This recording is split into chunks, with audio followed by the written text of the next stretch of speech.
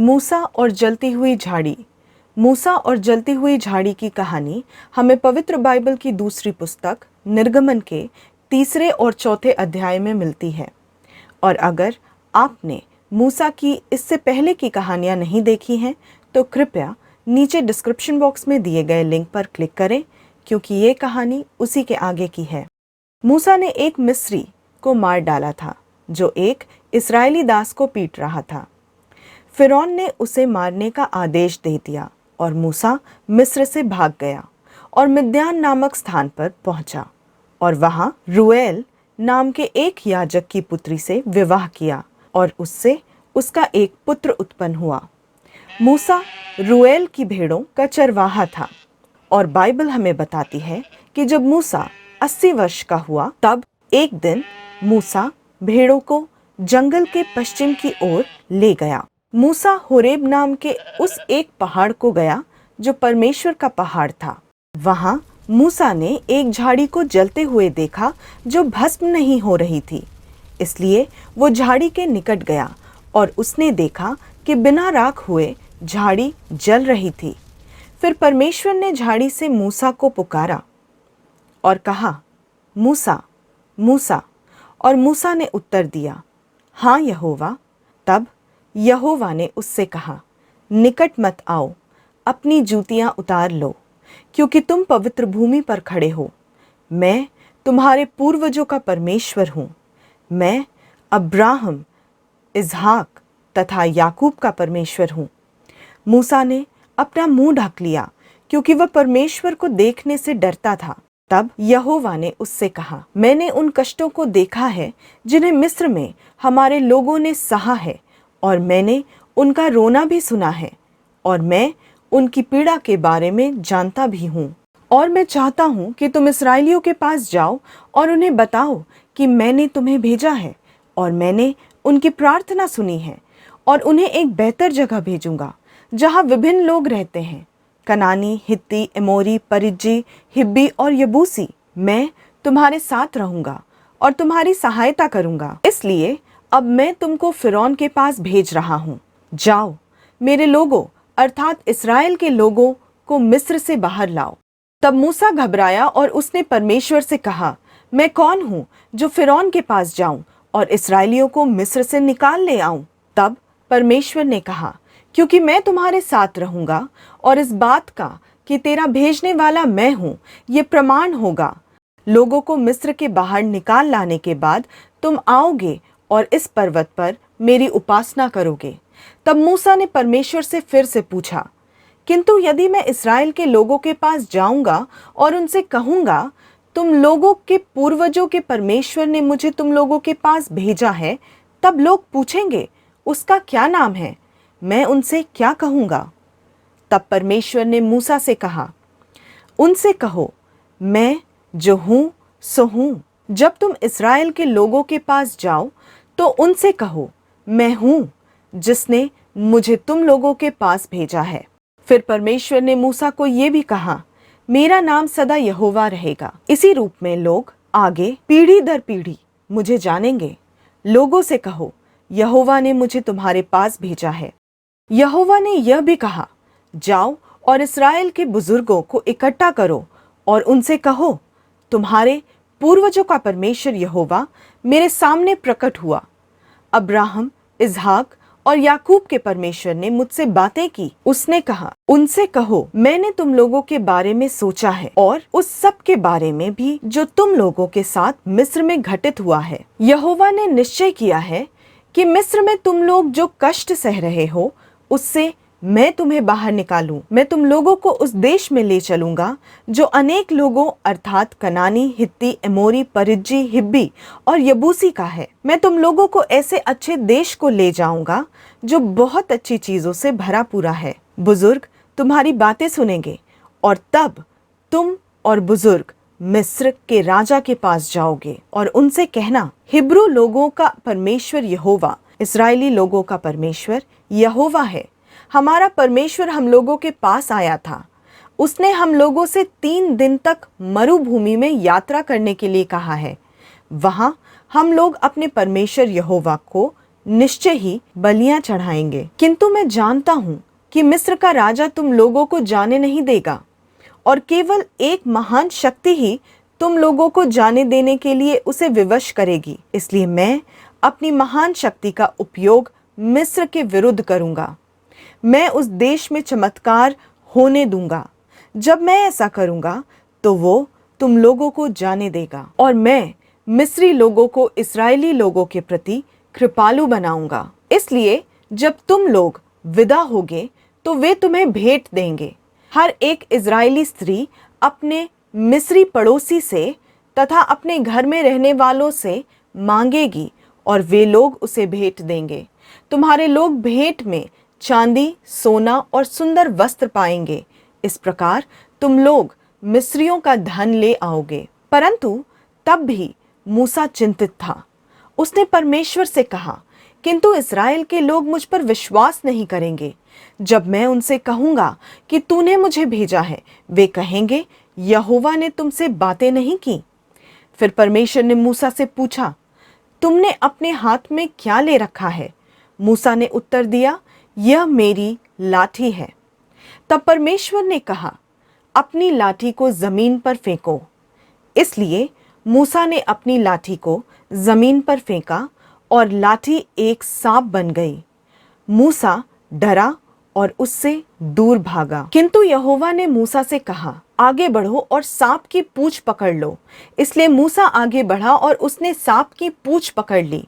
जब मूसा ने ऐसा किया तो सांप फिर लाठी बन गई।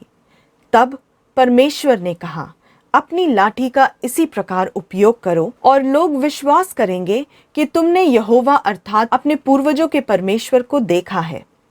फिर यहोवा ने मूसा को दूसरा प्रमाण दिया और कहा, तुम अपने हाथ को अपने लबादे के अंदर करो। इसलिए मूसा ने अपने लबादे को खोला और हाथ को अंदर किया। तब मूसा ने अपने हाथ को लबादे से बाहर निकाला, और वह बदला हुआ था। उसका हाथ बर्फ की तरह सफेद दागों से ढका था। तब परमेश्वर ने कहा, अब तुम अपना हाथ फिर लबादे के भीतर रखो। इसलिए मूसा ने फिर अपना हाथ अपने लबादे के भीतर किया। तब मूसा ने अपना हाथ बाहर निकाला, और उसका हाथ बदल गया था। अब उसका हाथ पहले की तरह ठीक हो गया था। तब परमेश्वर ने कहा, यदि लोग तुम्हारा विश्वास लाठी का उपयोग करने पर न करें, तो वे तुम पर तब विश्वास करेंगे जब तुम इस चिन्ह को दिखाओगे। यदि वे दोनों चीजों को देखने के बाद भी विश्वास न करें, तो तुम नील नदी से कुछ पानी लेना, पानी को जमीन पर गिराना शुरू करना, और ज्यों ही यह जमीन को छुएगा, खून बन जाएगा। परंतु मूसा डरा हुआ था। उसने फिर से यहोवा से कहा, किंतु हे यहोवा, मैं सच कहता हूँ, मैं कुशल वक्ता नहीं हूँ। मैं लोगों से कुशलता पूर्वक बात करने के योग्य नहीं हुआ, और अब तुझसे बातचीत करने के बाद भी मैं कुशल वक्ता नहीं हूँ। तू जानता है कि मैं धीरे धीरे बोलता हूँ और उत्तम शब्दों का उपयोग नहीं करता। तब यहोवा ने उससे कहा, मनुष्य का मुंह किसने बनाया, और एक व्यक्ति को कौन बोलने और सुनने में असमर्थ बना सकता है? मनुष्य को कौन देखने वाला और अंधा बना सकता है? यह मैं हूँ जो इन सभी चीज़ों को कर सकता हूँ। मैं यहोवा हूँ। इसलिए जाओ, जब तुम बोलोगे मैं तुम्हारे साथ रहूँगा। मैं तुम्हें बोलने के लिए शब्द दूंगा। किंतु मूसा बोला, मेरे यहोवा, मैं दूसरे व्यक्ति को भेजने के लिए प्रार्थना करता हूँ, मुझे न भेज। इस बात पर यहोवा मूसा पर क्रोधित हुआ। यहोवा ने कहा, मैं तुम्हें सहायता के लिए एक व्यक्ति दूंगा। मैं तुम्हारे भाई हारून का उपयोग करूंगा। वह कुशल वक्ता है। हारून पहले से ही तुम्हारे पास आ रहा था। वह तुम्हें देखकर बहुत प्रसन्न होगा। वह तुम्हारे साथ फिरौन के पास जाएगा। मैं तुम्हें बताऊंगा कि तुम्हें क्या कहना है। तब तुम हारून को बताओगे। हारून ही तुम्हारे लिए लोगों से बात करेगा। तुम उसके लिए महान राजा के रूप में रहोगे, और वह तुम्हारा अधिकृत वक्ता होगा। इसलिए जाओ और अपनी लाठी साथ ले जाओ। अपनी लाठी और दूसरे चमत्कारों का उपयोग लोगों को यह दिखाने के लिए करो कि मैं तुम्हारे साथ हूँ। तब मूसा अपने ससुर रूएल के पास लौटा। मूसा ने रूएल से कहा, मैं आपसे प्रार्थना करता हूँ कि मुझे मिस्र में अपने लोगों के पास जाने दें। मैं ये देखना चाहता हूँ कि क्या वे अभी तक जीवित हैं। रूएल ने मूसा से कहा, तुम शांतिपूर्वक जा सकते हो। फिर मिद्यान में परमेश्वर ने मूसा से कहा, यह समय तुम्हारे लिए मिस्र को जाना सुरक्षित है। जो व्यक्ति तुमको मारना चाहते थे वे मर चुके हैं। इसलिए मूसा ने अपनी पत्नी और अपने पुत्रों को लिया और उन्हें गधे पर बिठाया और मिस्र देश की वापसी यात्रा की। मूसा उस लाठी को अपने साथ ले गया जिसमें परमेश्वर की शक्ति थी। जब तुम फिरौन से बात करो तो उन सभी चमत्कारों को दिखाना। याद रखना, जिन्हें दिखाने की शक्ति मैंने तुम्हें दी है।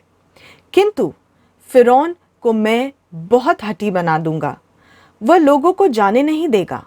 तब तुम फिरौन से कहना, यहोवा कहता है, इस्राएल मेरा पहलौठा पुत्र है और मैं तुमसे कहता हूँ कि मेरे पुत्र को जाने दो तथा मेरी उपासना करने दो।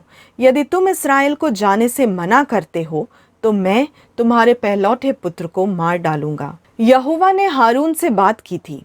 यहोवा ने उससे कहा था, मरुभूमि में जाओ और मूसा से मिलो। इसलिए हारून गया और परमेश्वर के पहाड़ पर मूसा से मिला। जब हारून ने मूसा को देखा, उसने उसे चूमा। मूसा ने हारून को यहोवा द्वारा भेजे जाने का कारण बताया और मूसा ने हारून को उन चमत्कारों और उन संकेतों को भी समझाया जिन्हें उसे प्रमाण रूप में प्रदर्शित करना था। मूसा ने हारून को वह सब कुछ बताया जो यहोवा ने कहा था। इस प्रकार मूसा और हारून गए और उन्होंने इस्राएल के लोगों के सभी बुजुर्गों को इकट्ठा किया।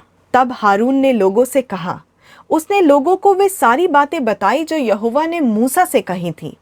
तब मूसा ने सब लोगों को दिखाने के लिए सारे प्रमाणों को करके दिखाया। लोगों ने विश्वास किया कि परमेश्वर ने मूसा को भेजा है। उन्होंने झुककर प्रणाम किया और परमेश्वर की उपासना की, क्योंकि वे जान गए कि परमेश्वर इस्राएल के लोगों की सहायता करने आ गया है। तो ये थी मूसा और जलती हुई झाड़ी की कहानी। आगे की कहानी जानने के लिए हमारे चैनल से जुड़े रहें। तो आइए देखें कि ये कहानी हमें क्या बताती है। इस कहानी का मूल ये है कि यहोवा हमें हर चीज़ को करने का साहस देता है। जैसा कि हमने इस कहानी में देखा कि परमेश्वर ने मूसा को हिम्मत और साहस दिया और उसे छोड़ा नहीं, और उसे जिन जिन चीज़ों की आवश्यकता थी वो उसे दी। हम अक्सर उन सभी बहानों के बारे में बात नहीं करते हैं जो मूसा ने ईश्वर को न मानने के लिए किए थे। मूसा डर गया। वह खुश था कि वह वहां था और वह कुछ नया करने के लिए तैयार नहीं था। लेकिन परमेश्वर ने मूसा को हिम्मत रखने के लिए उकसाया और मूसा एक महान नायक बन गया। जब हम बड़े बदलावों का सामना करते हैं तो हम सभी मूसा की तरह महसूस करते हैं। कुछ भी बदलने पर हम घबरा जाते हैं। यह अजीब लगता है कि हम नई चीजों से कैसे डरते हैं। नया रोमांचक होता है, लेकिन दूसरी तरफ नया डरावना है क्योंकि यह कुछ अज्ञात है। पर फिर भी हमें नई चीजों से डरना नहीं चाहिए, क्योंकि बाइबल में ऐसा लिखा है, यशायाह के 41वें अध्याय के 10वें पद में, तू चिंता मत कर, मैं तेरे साथ हूँ। तू भयभीत मत हो, मैं तेरा परमेश्वर हूँ। मैं तुझे सुदृढ़ करूँगा। मैं तुझे अपने नेकी के दाहिने हाथ से सहारा दूंगा। ये कहानी हमें ये भी बताती है कि हमें परमेश्वर के पवित्र स्थान में कैसे प्रवेश करना चाहिए।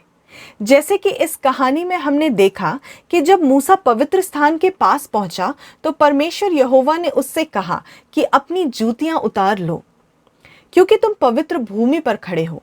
वैसे ही जब भी हम परमेश्वर की वेदी के पास जाएं तो अपने जूतों को उतार दें, क्योंकि वो पवित्र स्थान है और ये आज्ञा हमें परमेश्वर की ओर से मिली है। तो ये थी मूसा और जलती हुई झाड़ी की कहानी। उम्मीद करती हूँ आपको ये कहानी पसंद आई होगी। ऐसी और कहानियाँ सुनने के लिए हमारे चैनल से जुड़े रहें। Thank you. जय मसीह की।